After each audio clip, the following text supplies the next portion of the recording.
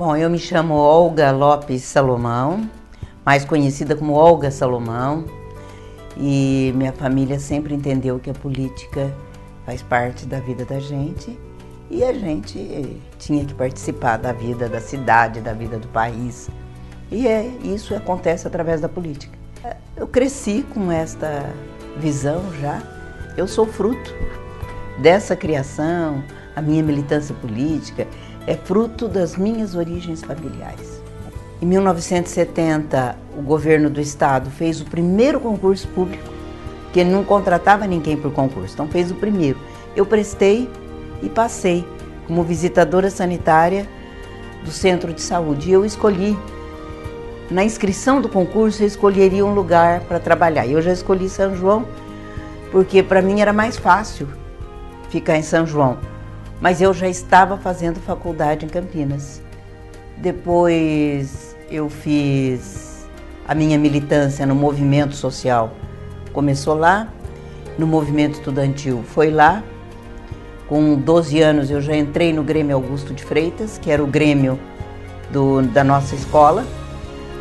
Eu tive a felicidade de viver intensamente a década de 60, né? Porque eu nasci em 50, em 60 eu tinha 10 anos, em 68 eu tinha 18, em 64 eu tinha 14 e eu já estava engajada no Grêmio. Então, quando veio o decreto 477, que fechou os grêmios, eu era secretária do Grêmio, então a gente sentiu na pele o que aconteceu. Aí eu fui para a faculdade, acabei virando vice-presidente do diretório já no segundo ano. No terceiro ano já virei presidente do diretório. Depois que eu terminei a faculdade, eu me inscrevi para fazer educação em saúde. Eu fiz o exame de seleção, passei em primeiro lugar no estado e fui fazer o curso. Eu fiquei em 77 inteirinho na USP, fazendo saúde pública, e que foi um ano também particular na história política do país. 77 foi o ano da invasão da PUC, então eu fui lá ver. Imagina, eu estava morando em São Paulo. Foi o primeiro ano que a Faculdade de Saúde Pública, historicamente, nunca tinha participado de nenhuma manifestação política e nem de greve, nada. Nós fizemos.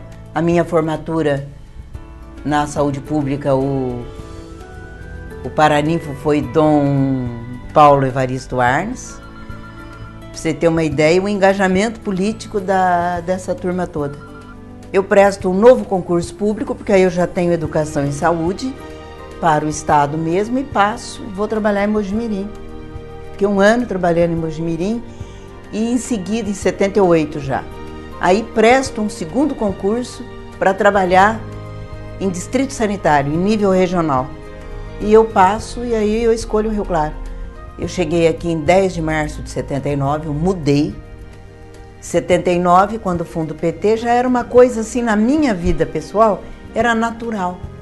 Eu não tinha por que eu não entrar na militância partidária. Agora, o que acontece? Aqui em Rio Claro, eu entro na cidade, começo na cidade numa greve e começo a participar da vida política da cidade, já num partido político e já na executiva de um partido político. Que não era tradicional mulher participar de executivo de partido político. Por exemplo, eu tinha um Fusquinha velho, eles apelidaram meu Fusquinha de um monte de coisa. E aí um Fuscão preto, vaso, porque nasceu um pé de árvore dentro do meu carro e eu fiquei com dó de arrancar. E eu arrancava lá, eu já era defensora do meio ambiente. Mas o meu Fusquinha, eu botava um som em cima dele. E você imagina, em 80 fomos lançar o PT, convidamos o Lula para vir aqui. Aí nós estávamos em Piracicaba, fomos buscar o Lula, 13 de setembro de 80. Em praça pública, vamos fazer na Praça da Liberdade, lançar o PT na Praça da Liberdade. O PT é da rua, é público, então vamos. Fizemos. Aí nós estávamos em Piracicaba, estourou a greve no Rio de Janeiro. Aí virou outro falando, Lula, você tem que ir para o Rio, porque olha, vou dizer uma coisa, Rio Claro é tão conservador. Se o PT vingar em Rio Claro, ele vai vingar em qualquer lugar do Brasil. Portanto, você não precisa ir em Rio Claro agora. Foi aí que nós falamos, mas Lula, é exatamente isso que nós queremos quebrar. Como é que você não vai? Vamos fazer o seguinte, você vai amanhã em Rio Claro, almoça lá que está previsto, você almoçar com a gente. Você depois lança o PT, que era 3 horas da tarde, aí você vai para o Rio de Janeiro. Então aí foi isso que aconteceu. O Lula veio, não tinha ninguém na praça. Aí eu vim com ele pela Rua 6, quando entrou na praça eu corri lá, avisei o Bruno que estava coordenando o comício, o Lula está chegando aí, o Lula está chegando. Aí ele avisou. Quando ele avisou, foi um negócio que eu nunca vi na minha vida. Juntou de gente. Estava todo mundo espalhado e todo mundo com medo de chegar, que tinha muita polícia, o Lula estava sendo condenado pela Lei de Segurança Nacional. E foi muito engraçado, porque as principais fotos que nós fizemos, que nós nem conhecíamos as pessoas, aquelas pessoas depois todas se engajaram no PT, com muita força. Aí nós fomos conversando, para poder formar o PT na cidade tinha que ter 21 pessoas. Nós conseguimos esse grupo de 21, eu fiz parte desse primeiro grupo de 21. E aí eu já entro, e aí dia 10 foi a fundação do PT no Sion, em São Paulo. Podia mandar representante para o Sion quem tivesse 21 e provasse que tinha 21 assinaturas. Nós mandamos um representante. Agora, nisso tudo, gente, teve muita perseguição política, teve, nossa senhora, se eu contar um pouco do que fizeram conosco, vocês não acreditam. Tinha que discutir a campanha das diretas, a gente estava lá. Tinha campanha pela reforma agrária, a gente estava lá. Campanha contra a dívida externa, estava lá. Campanha da tarifa de ônibus, estava lá. Campanha do preço do esgoto. Campanha do atendimento à saúde. Então, eu tinha uma ação muito forte, muito forte. Eu sempre acreditei, sempre. E sempre dizia, olha, o Lula é o principal. O pessoal falava assim, o Brasil não tem líder. Eu falava, o Brasil tem líder. O principal líder do Brasil é o Lula. E o Lula chegar na presidência, ele mostrou a liderança que ele tinha para o país e para o mundo. Então, ele muda a imagem do Brasil.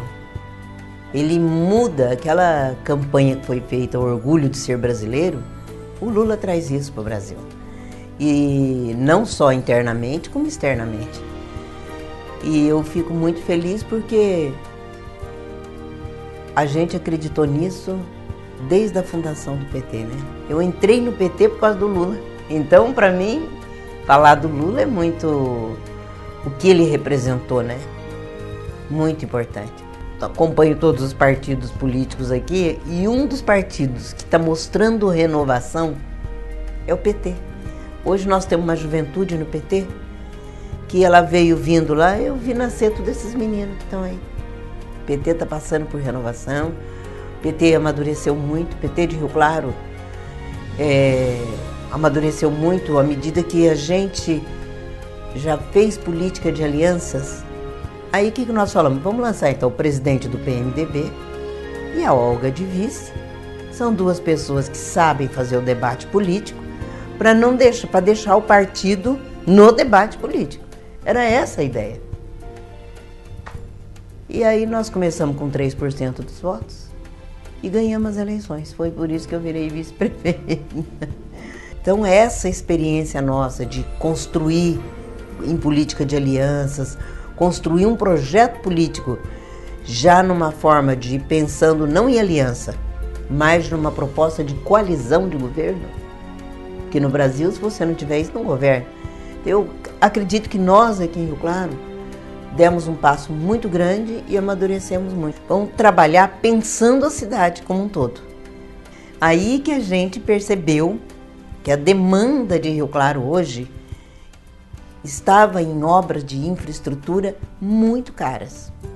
E nós precisávamos, não é fazer o seguinte, fazer uma pracinha aqui, organizar uma drenagem que está quebrada ali. Não, precisa de fazer drenagem na cidade inteira.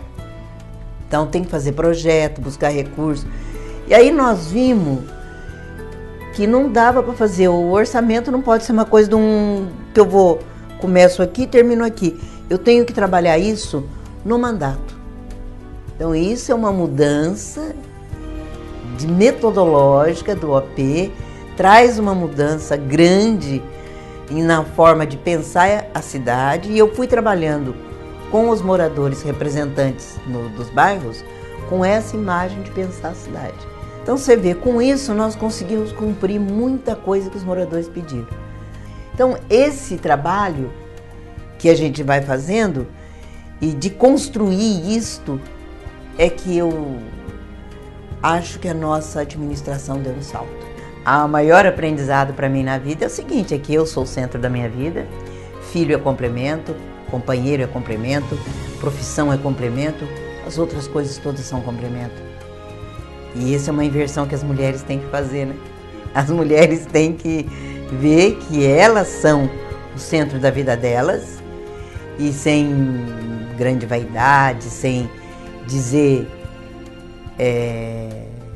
sem um egocentrismo, né? Mas dizendo eu sou, se eu não estiver centrada, se eu não estiver bem, eu não vou conseguir me relacionar bem com os filhos, não vou estar bem no trabalho, não vou estar bem na política, não vou estar bem com os vizinhos.